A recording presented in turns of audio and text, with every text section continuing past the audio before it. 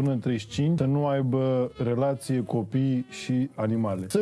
Să nu fie într-o relație, să nu aibă copii, să nu aibă animale. Dacă Eva e absolut îndrăgostă de căței. Nu este absolut, e în capul ei. Stai, mă, la vârsta ei, îmi place un eu cățel. zic la 26 La de ani. 26, După da. Ia Harvey așa la un cât ai avut? cățel și mi-l aduce mie, că ea vrea să plece și eu Harvey trebuie la- să-l scot pe ăla să Pe cace, Harvey că la mă ce doare și vârstă- spate. Pe Harvey la ce vârstă l-ai luat, Andrei? 23, cam acolo. Și cât aveai tu când te-ai atașat de el? Câți ani aveai? Ok, dar asta nu înseamnă că e bine că m-am atașat de el. Asta e de la taică tu. Asta e la taică tu să mă apulă.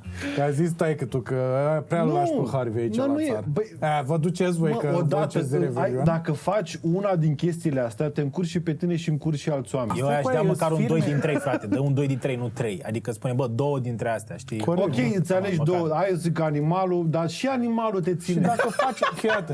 Și dacă își face o Vorbeam de relație, copii. What the fuck? Da, ești... dacă își face o relație lungă durată, și are și o pisică să arunce și un cățel, pisica în o văgeam. relație te duci peste ei în casă și Da, cu sabia, eu o macheta. să-mi fac datoria de a-i spune, bă, la 19 ani, Vă 20, 21, în fine, in your 20s, nu îmi pare rău. Nu, eu zic că nu e de bună să ai o relație de lungă dar durată. până la 25, nu 35 de ani.